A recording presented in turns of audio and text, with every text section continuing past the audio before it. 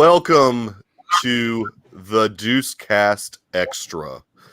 This is our continuation of the first season of The Mandalorian, and we are talking chapter 2 entitled The Child. We have on with us, of course, as always, Grand Moff Earl has joined us.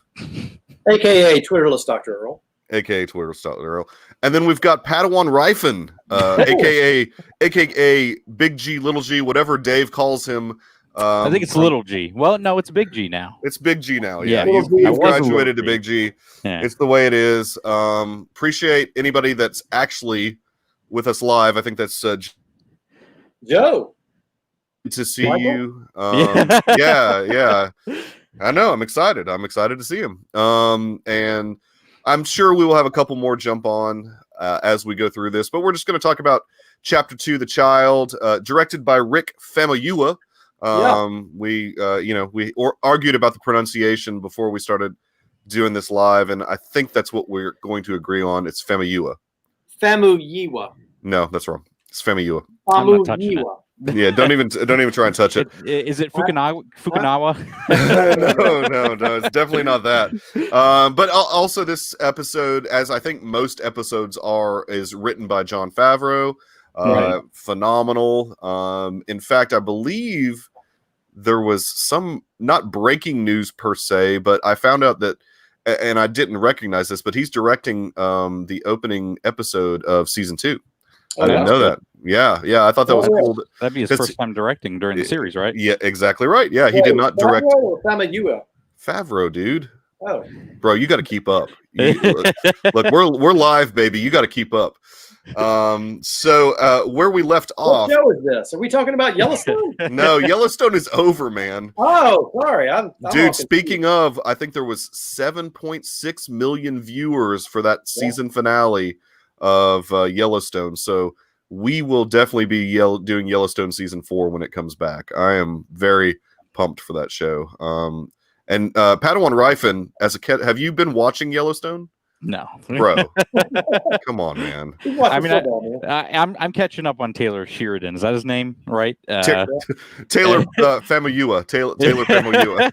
No, Taylor Sheridan. I just watched Sicario just the other week. So. Oh, for the first time? Yeah. Oh. I had started it a couple years ago, and then I didn't finish it because I was busy. But yeah, I picked it back up. It's a great film. That is the most David Dollar comment that you have ever made. I started watching this, but I never. How do you start watching a movie but you never finish it? You start watching a movie and then your parents are like, "Hey, we want to go out to dinner," or "We want to go do this," and you're like, "Well, I kind of want to do that as well." Nice. Don't want to get left out. Yeah, you want food. I hear you.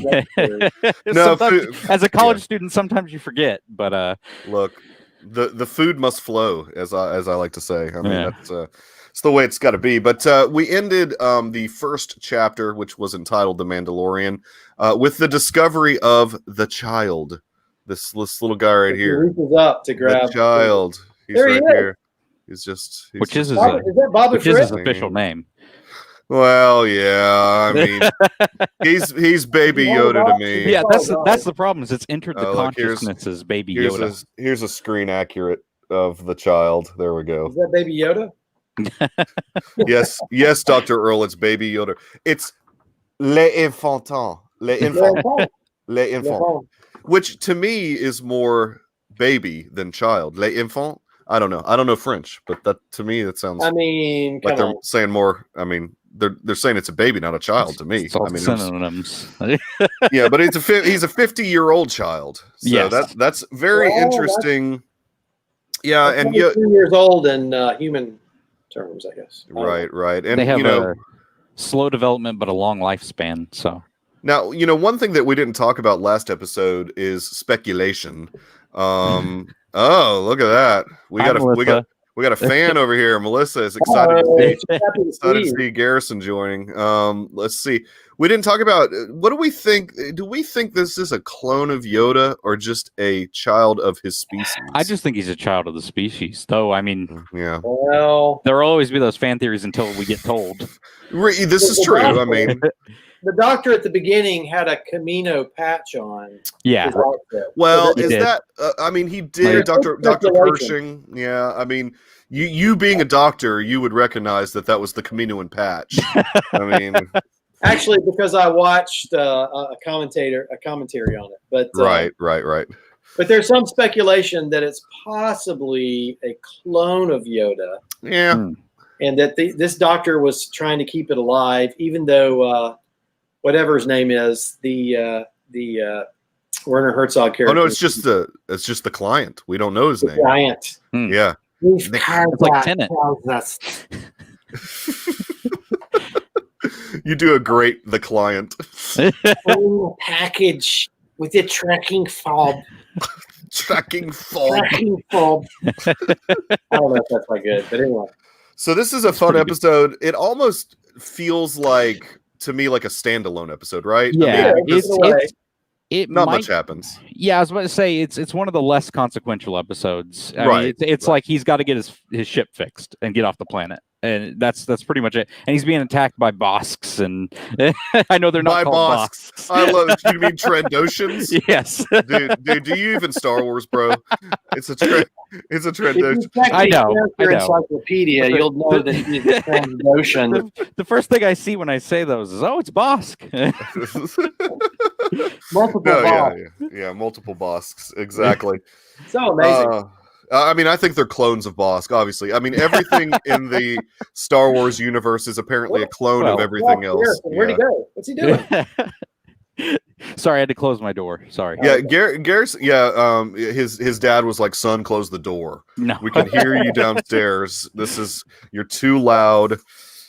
And you're like, "Dad, we're live. I am not closing the door." No. You kids, turn that podcast down. You know. Go for it. Yeah, what do you got, Garrison? Oh no, I was just gonna say this planet almost reminds me a lot of Tatooine, even though it's not Tatooine. You just got all the Jawas and things we'll mention later, obviously, in this episode. But it's a very Tatooine-esque planet with the moisture farm and everything as well. Right, and it's interesting because we sort of begin the episode that he's gotten the child and he's with Quill, and I mean we think we're saying goodbye to Quill. I mean we just were introduced to Quill. And we're just thinking. I mean, is Nick Nolte going to leave us so soon? Yeah. And so he's making his way back to his ship, and he gets attacked. Off-world Jawas. I mean, that's wait a minute. Let's start with the Transoceans first, though. Yeah, do the Transoceans. Yeah, do it. We talked about them. They attacked him. What's specific about these Trandoshans? Well, nothing specific other than that they're there to get the Bob. Yeah, they got the I mean a lot of people do. That's what he's finding out, is that a lot of people do. A lot of people have been sent on the same mission that he didn't realize a lot of other people were sent on. Right. That's all I wanted to say. Thank you. Yeah. Why didn't you just say it then? It's all about the conversation, That's right. No, I mean I totally agree, and it was interesting. I never felt, at least the first Trandoshan, obviously, that we ever see is Bosk, and it never felt that was a species that really hung out together.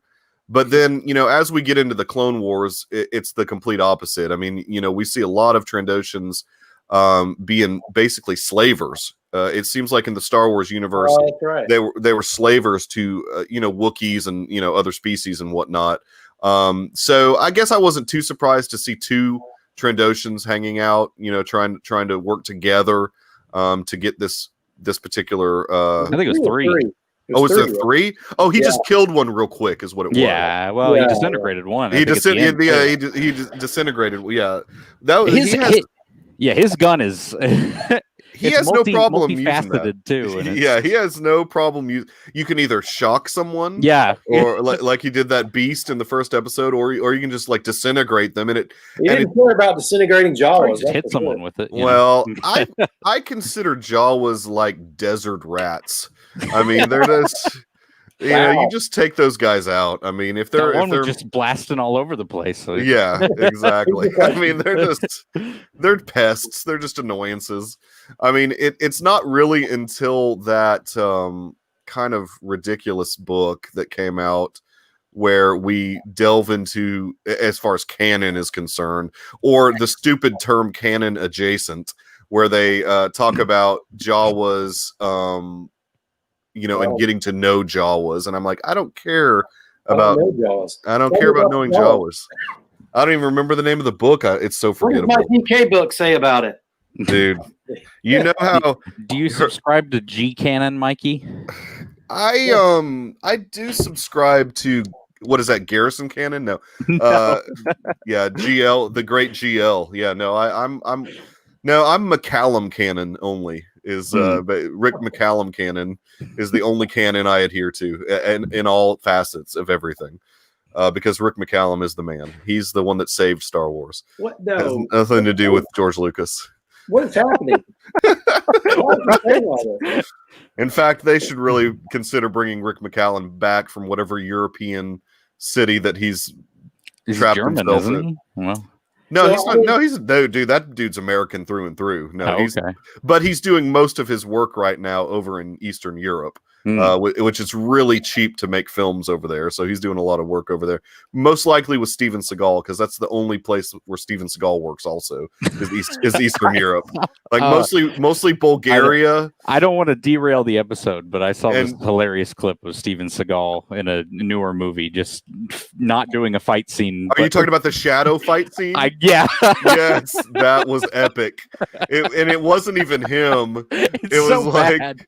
it was horrible. He was doing his hentai or whatever the name of his martial arts is. I mean, it was. I know what you're talking about. That was. Is this old Steven Seagal or is this? No, this was new. That's why it was so bad. It was new Steven Seagal, and he's a bloated old man, and so he's like trying to do his knife. He's going all over the place with his knife or whatever, and they do this shadow shot, and it's like you can tell. Yeah, they do the shadow shot so that not so so that you don't know it's not Steven Seagal fighting. You definitely know it's not. Yeah, I don't think he can move very quick these days. No, he's having a hard time. I feel for the guy. He's just out there trying to still make a living. Back to this episode, because Wilson keeps derailing us. I do like that the Mando, he's like, look, y'all have got my parts. I'm not worried about being nice with you Jawas. Yeah. I'm going to disintegrate you. I love that I love the whole attack of the crawler scene. We need to talk about these off-world Jawas, though. Like, how do they even get... I mean, how do they even get the sandcrawler to a different planet? I mean, these are not spacefaring people. You see, they flew over somehow, and then they had to build a space crawler kit. Hold on, I'm looking at so maybe they could, maybe your DK, so maybe I can envision like a bunch of Jawas off of Tatooine, if that's considered their home world, which we really don't know, but I mean, really all Jawas could be off-world Jawas, but I mean, apparently they only hang out in deserts. So I guess they could have built a sandcrawler out of spare parts. That's my theory. If they are like rats, right? If they're like rats, then they slip aboard ships. Yeah. That's probably scavenge stuff and build. I just love that the Black Series figure is called Off-World Jawa. That is that's the best. I didn't even know that. Yeah, it's interesting, and then when you look in the cast of this particular episode, there's only on the front page. There's 4 characters listed, and the 4th character is Jawa Elder. Ooh. So I didn't. So they have a hierarchy. I guess so. I guess that's the one talking to Mando, who's some dude named Stephen Jackson Powers Jr. played the Jawa Elder. So I had no idea there was a hierarchy of Jawa. But yeah, maybe you're right. Maybe that was the one who made fun of him for talking Jawa, or attempting to talk. Yeah, when he shoot the flame at him, that was great. Yeah. This episode was. It says you talk terrible Jawa. Yeah. Well, and I'm okay with, at least in the first season. I don't know if they're going to shove so many different characters into the second season. I don't know how they're going to have these sort of like one-off episodes that don't have to really do with the storyline too much. Yeah. But there was some important things, obviously, in this episode that we discover. Well, yeah, there's a yeah, big about the thing we child. discovered. Yeah, there's a very huge thing that we discover in this episode towards the end of it.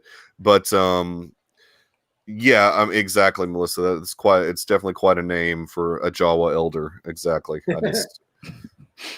He's a junior. Yeah. Oh, after, the actor's name. Yeah. after he gets shocked off of the Jawa's ship, he then has Yes.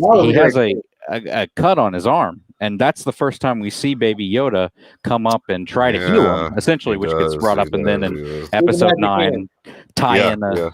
Oh, there it is. There it is. But Mando stops him. Now Mando just keeps picking him up and putting him back. Yeah, because he doesn't realize what he's doing. Well, of course not. I mean, yeah, and that's another thing. So that always confuses me about Star Wars in general.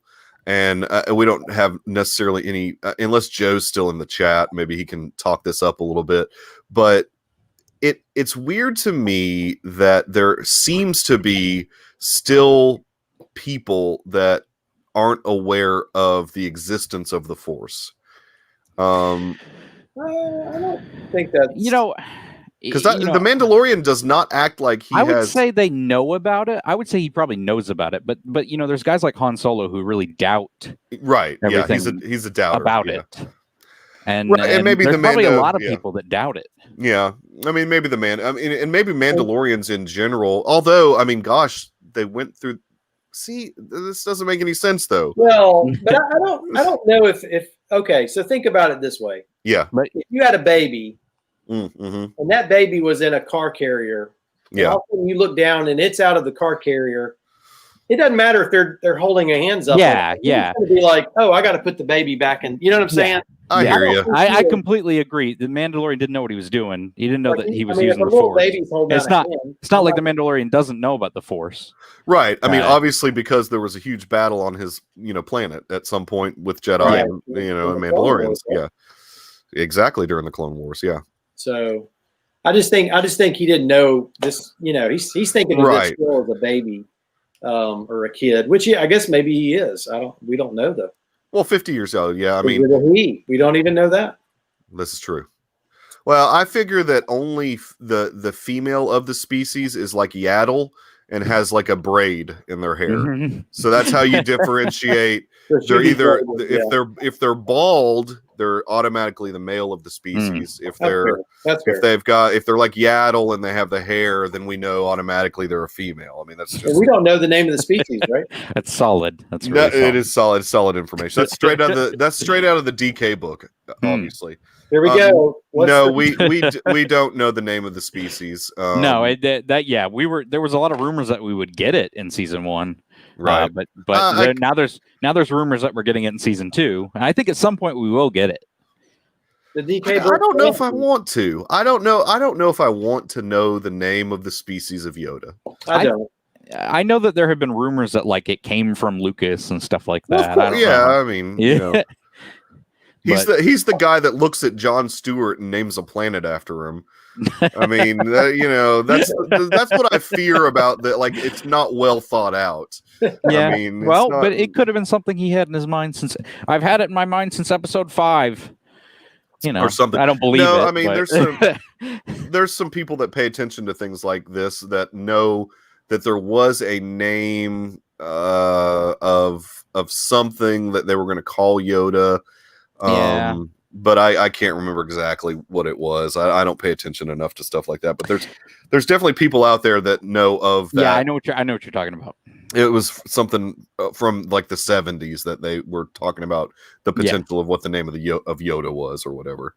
I will say this about rewatching it is like I was trying to man, the volume is just so. You just don't perceive. No, you don't. You can't perceive that they're not in an actual desert. No, I mean, there's one part I was like, they've got to be in this is like a really wide shot. This looks like a desert shot. So I was like, man, that volume is. Well, I mean, there's 3 of these things now. They've got 3 stagecraft stages now around the world. I hear Thor: Love and Thunder is going to be. Yeah. Thor: Love and Thunder is going to do some stuff with it. You gotta imagine Obi-Wan's going to do some stuff with it. Because I think that they've got one over in England now. Yeah. And there's obviously the one in the United States, and then there's a third one somewhere. It's going to be the new. it's kind of the when you talk, we're talking about Star Wars. Lucas liked to move the medium forward in a lot of different ways. Oh yeah, he did it with the original trilogy. He did it with the prequels. Yep. This technology that they've introduced through ILM, I don't know how much input he's had into it, but it's exactly the kind of thing that he would have done to move the medium forward in a certain way. No, totally, I agree. I think it's an ingenious technology that I think you'll see a lot more movies take on. Oh, sure. I mean, well, especially in the current environment. I mean, yes. Nobody really wants to go location shoot anymore. Number one, because get in anywhere. Well, number one, because of the pandemic, but number two, I mean, the cost of it is not conducive to what movies are currently making and will probably be making in the future. So it's just going to have to be this way. I didn't even know about the screen on my first watch through, but rewatching the first 2 episodes, I keep trying to look for it sometimes in the background, and I can't notice it. No, they've done so good in post that they've taken any way that you'd be able to really see any lines or anything like that. I mean, the human mind cannot the human mind perceives that you're in a desert, which is why the technology is so amazing. I mean, because it's really, to me, and I know a lot of it is Real Engine type stuff, but it's amped up so much that your brain looks at it and doesn't perceive it as a video game.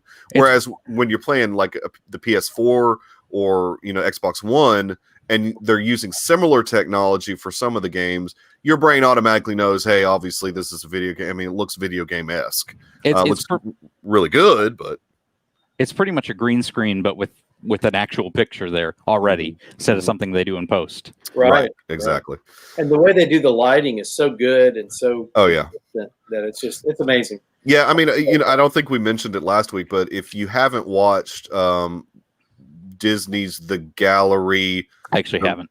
The Mandalorian. Oh, you need to watch it. Disney's Star Wars, Disney's Galaxy, the Star. I don't know what it's called. No, it's a dumb. I know what you're talking about. Yeah. No, it's a dumb show name though. It's the longest show. Right?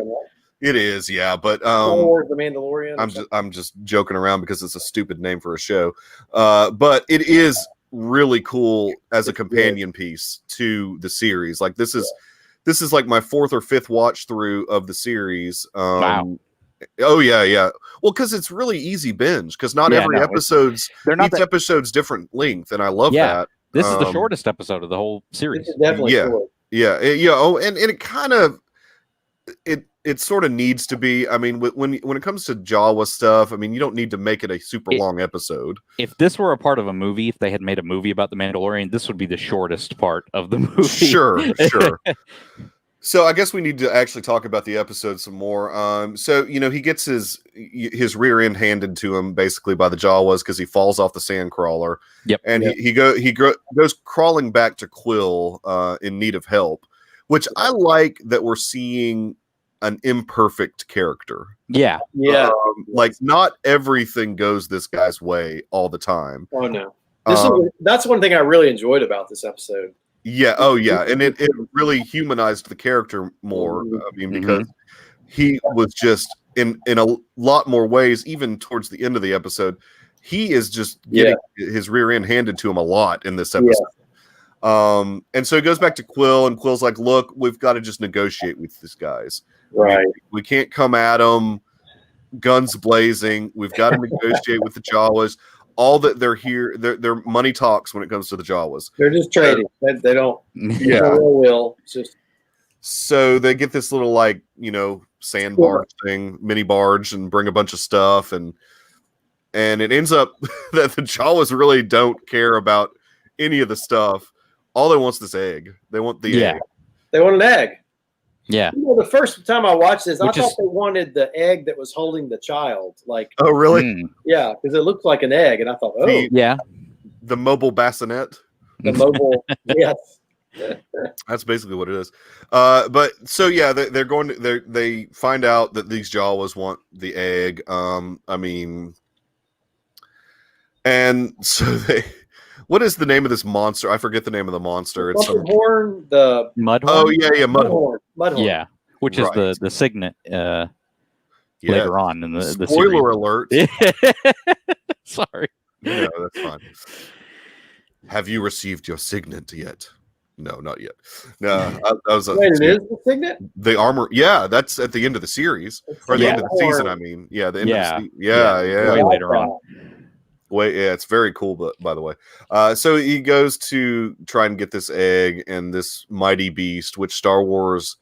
Well, at least no, really, Star Wars in general is known for big, huge beasts. I mean, there's just all kinds of Return of the Jedi from the very beginning. Well, you start with the worm and even a lot of stuff in Empire with the big worm and I mean, there's stuff in the prequel trilogy too. Yeah. Oh, all kinds of stuff in the and in the Clone Wars. There's basically an homage to Godzilla in one of the episodes, with that big gangly looking thing. Oh, that's right.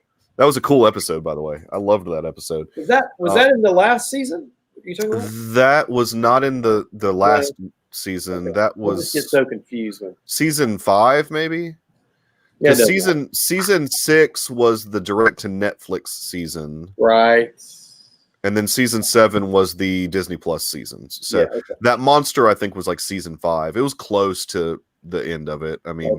Season 6 was kind of some weird episodes. It was good, but it was sort of, you could tell that that was Netflix. I didn't realize that. Yeah, it was direct to Netflix. Yeah, they picked it up for a little bit. Yeah, I think maybe just a season. Just that one season. Yeah. Exactly.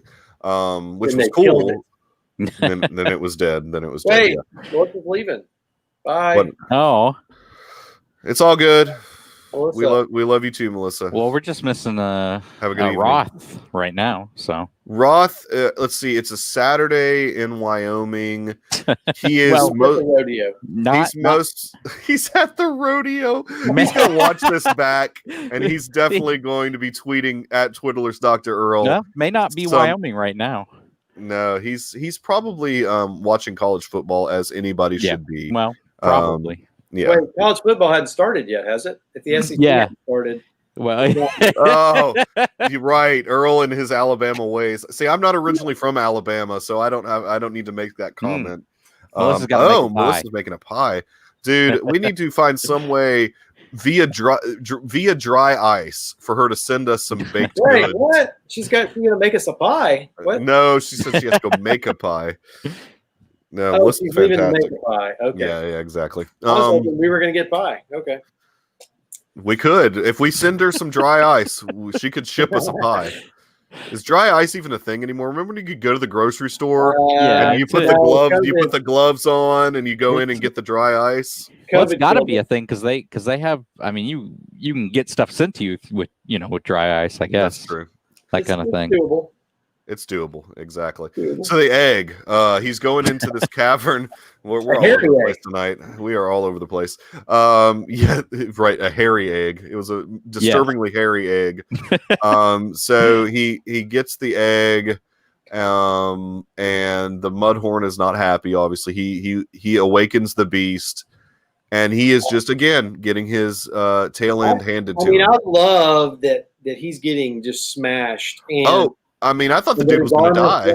I love that his chest plate's all smashed up. Yeah.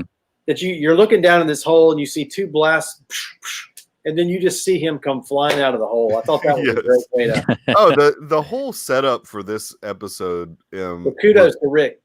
Yeah, Rick Famuyiwa. Famuyiwa.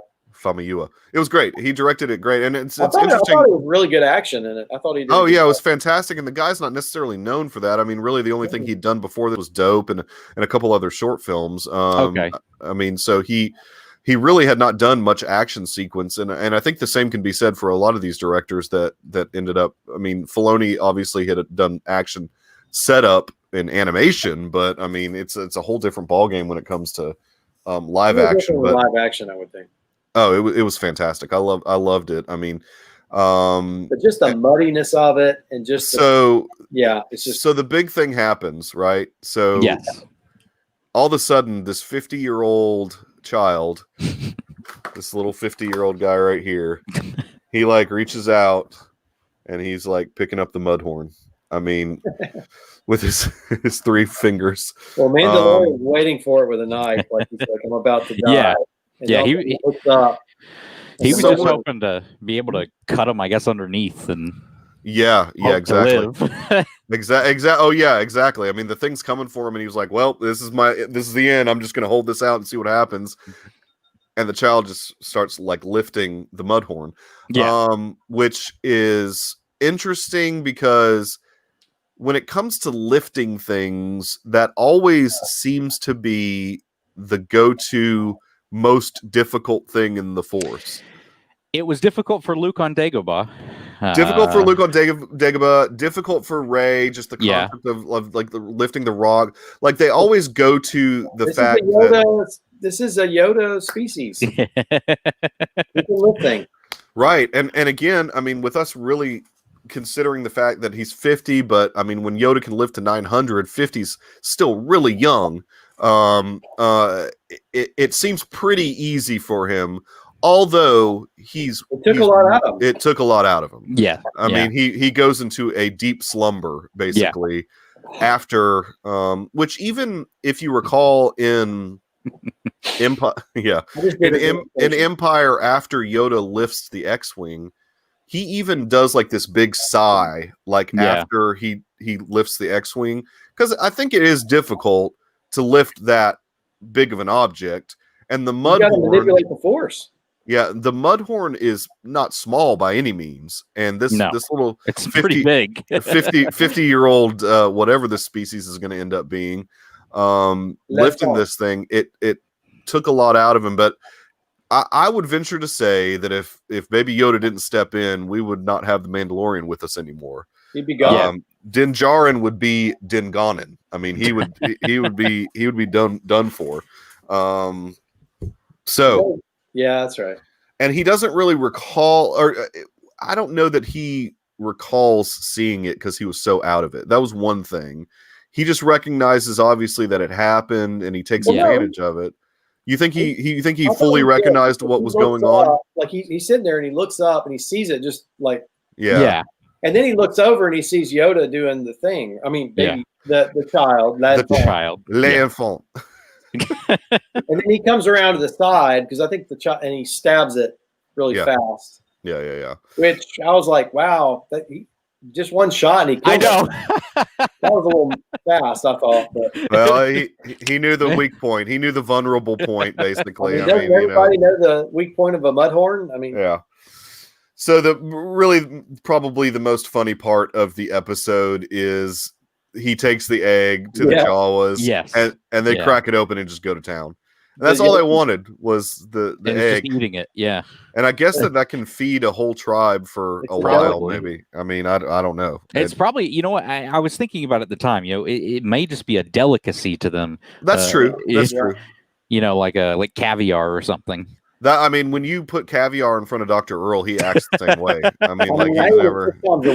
Just trying to think of something, an analogy there. I've never had caviar, but dude, caviar is the most overrated food on the face of the earth. It's not.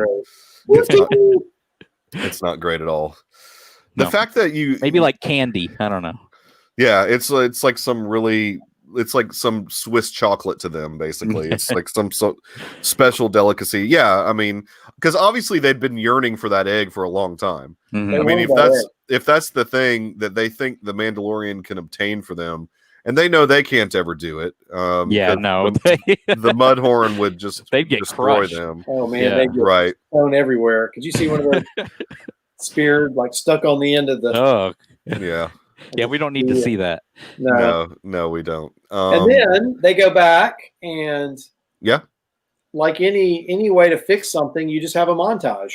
Yeah, exactly. You have the rebuilding montage. The rebuilding montage is perfect. I mean, I love the rebuilding montage. It's the best part of the show. And they're like, and he says, Quill, he's got help to help him build the ship. Well, he's got Quill. Yeah. All you need is Quill and Mando, and you can rebuild a whole ship in a night, basically, it seems like. Because Baby Yoda was out of it. Baby Yoda. You build your ship to go back to the person that. Huh? Go ahead. I'm sorry, Gary. I said you rebuild the ship to go back to the person that I think is sorely missing in this episode, Carl Weathers. Right. Yeah. He is.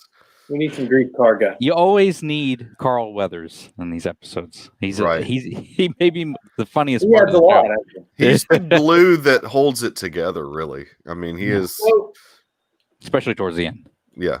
and then this is almost like the end of that scenario of obtaining the child, Right. and now he's headed back to deliver the package. Yeah. To the client. Mm-hmm. Who knows what'll happen? We will find out next week. Now, have you heard, Michael? Have you heard these rumors that Yes. Pedro Pascal is upset because Dude, they're all episode season 2 is starting to veer away from the Mando, which I would. Well, I mean, I don't. I think that there's obviously going to be an introduction of characters in order to create spin-off shows. Ahsoka. Yeah, I mean, we're obviously going to be gunning for that, like the ability to create. I mean, the rumors obviously are Ahsoka. Sabine is rumored. Boba Fett. Isn't he rumored? Boba Fett's rumored. Sabine. The sheriff of Tatooine, whatever his name is, he's rumored. I'd have to go to a DK book, which I don't have in front of me to remember that guy's name. I don't think mine is that. The only time that we've ever heard that character's name is in a book that I read one time, so I can't remember the character. Yeah, because it's rumored that Timothy Oliphant is that quote unquote sheriff of Tatooine guy, and so they've got him going to play some part in this season. But yeah, I mean, look, Pedro Pascal. I don't know that I'm with him. He should be the focus. I just don't. I know I agree with that per se, but I don't think that he would ever. I don't think any actor is ever going to like whine about, oh, I'm not in this enough. He's getting paid the same either way. He's not in there anyway. There's probably some stand-in actor in the helmet.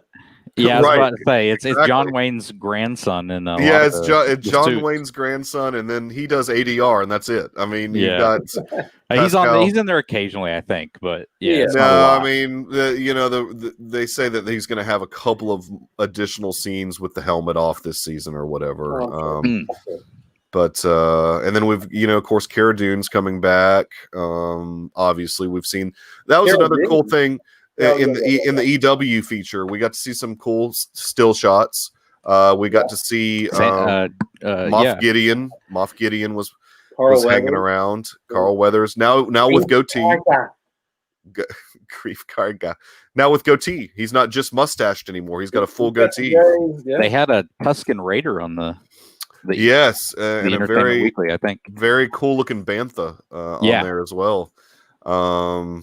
So yeah, I'm glad. I'm pumped. I'm ready for it, which is why we're doing this. We're gearing up to the October 30th date.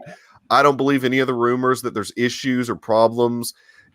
If there were reshoots, they would have pushed the day back. Oh yeah, they couldn't have. They've already done that for Falcon and the Winter Soldier. They would have done that for Mandalorian. They couldn't have pulled off October 30th. There would have been no way if they had to push anything back. And even if quote these executives weren't happy with the way the trailer was cut or whatever, I don't care about that. I mean, show us one trailer at some point towards the end of the month, and I'll be happy. I don't care. I mean, there's got to be, maybe they're just really big SEC fans, Earl, and they're waiting till September 26th to show the trailer. Maybe that's what it is. That's probably what it is. Well, that's the next time Florida State plays. So maybe they're waiting. They're big Florida State fans. Really? Yeah. Well, let's hope they don't have to play Georgia Tech again. Well, we have to play Miami. So look, I'm just totally jealous. My team's not even playing this year, so I'm just jealous that your whole conference isn't playing. My whole conference is just like right out. So they're just. I don't know. Yeah, the Ducks are not even in existence. And even the other conference that's not playing right now is even talking about voting to play soon. yeah. I saw that Big Ten. Yeah. But then I saw on the ESPN crawl that ACC was worried about there not being enough teams or something. What was that all about? Did you not see like during the whole game they kept saying that if there's less than 8 teams, they might have to cancel the season or something? There was this is a awesome. little bit, but I don't care. It has nothing to do with Mandalorian. Who cares? Who cares? There's like some sort of stipulation in the ACC rules that if you don't have a certain amount of offensive linemen, that they'll just cancel the game, that kind of thing. I don't know, but there's a whole rule book that you can look up. I'll send later if I can find it. But it's probably in a DK book. He doesn't. My dad's got like 20 of those downstairs. But the DK books. Yeah. You know, friend of the show, sometimes friend of the show, Hurricane Rhett, thinks that the DK books are what is ruining Star Wars because there's they try to connect everything, I guess. There's too much detail and there's too much being shared that is inconsequential. At the end of the day, people want to find connective tissue and they want for things to connect together, and I don't know. I wouldn't necessarily argue with that, but yeah. I think the DK books are a little aggressive in that stance. I mean, they go into like a little too much detail. They're a little hokey. Let's just be honest. Yeah. I mean, think about it. There is no other franchise. I mean, not even Harry Potter really has like. They've got some source books, but not like they don't go so crazy like Star Wars. Yeah. Like Star Wars, like DK is the only reason that like Star Wars is the only reason DK is even open. I mean, they continue to publish because of Star Wars. They just publish everything. I need a DK book about Tenet. I know, right? I know, exactly. To explain what the heck I just watched. No, I felt that. I've already cracked the code on it. Oh, you've I feel pretty good about it. So, how many times have you seen it now, Garrison? 3 times. 3 times. So 2 times legally and 1 time illegally. Is that what I'm guessing? Is that what I'm guessing? One time illegally? Oh. I'm not going to say I don't have those things, but no, I don't. They don't make for a fun experience. No, they don't. Not especially with a movie like Tenet. I go to a couple scenes here or there and look at them and go, wow, look at that. But exactly. All right, so we got to wrap this up. I saw it once, then went back in time and saw it again. So you inverted. I inverted time and watched. You inverted time and saw. No, there were Earl. You didn't know this yet. There's 5 of you there. That's right. Wow. Very confusing. Good gracious. How many? All right, so really appreciate you guys watching the Deucecast Extra. The reason we like to call it extra because the conversation is going to always go all over the place, but the focus. And that's what you guys love, so I'm happy to do it. But the focus is obviously Mandalorian Season 1. We'll keep doing that, gearing up to Season 2. Then we'll be doing this same thing for Season 2. So I'm very excited about that, to be doing it again weekly, kind of like we did for Yellowstone. Brand new episode of Mandalorian, brand new episode of Deucecast Extra. We will be as consistent as we can be in these strange times. And Garrison, I would love for you to continue to join us throughout this season and next if you are available. Okay, I'll try. We'll try and work that out. I think it's more fun with 3, and it's more fun with a Ryphon. Yeah, exactly. Always. You like what I did there, didn't you? So continue to, of course, listen to the Deucecast Movie Show. We just released our monthly Reflections episode and Dave's Explosion. Next week, we are releasing on Wednesday another Islands in the Streaming episode. Oh, yeah! I got 5th place in Dave's Explosion. No, I mean, it was like my 5th choice of movie. I know. I mean, what are you gonna do, man? It's like my favorite. Some of my favorite action movies are like foreign films, and it's like, oh, it's Dave. He will not ever read a subtitle if he ever has anything to say about it. So. He loved Parasite though, so. I think he liked Parasite a lot, and I think that if he gave other movies a chance, he would like them. And it's not like he's watched The Raid also. It's not like he hasn't watched foreign films. It's just that he doesn't prefer to watch foreign films, which I get that. I'm still kind of the same way, but I discover that there's fantastic. Train to Busan was fantastic. Yes. Probably the best. Gotta be willing to go there, man. The best zombie movie I've seen in a long time.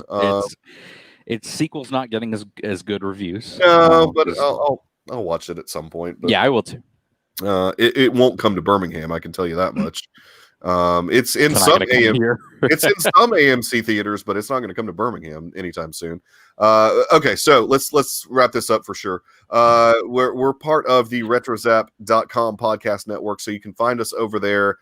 We've got a fantastic Joe Tavano is a fantastic curator of podcasts, and there's a lot of great ones on RetroZap, so please check that out. Also, go to RetroZap's Discord page. The Deucecast is pretty active, not as active as the Animanicast. Good God, that's like constantly on there. But Deucecast got some activity this week. Dune got a lot of activity because of that fantastic trailer. Absolutely fantastic trailer. So right, yeah, exactly. So check us out on thedeucecast.com. We're on all podcatchers that you can imagine. So look us up there, and we'll be back here next week for chapter 3. And this has been The Way. Have a good night, everybody.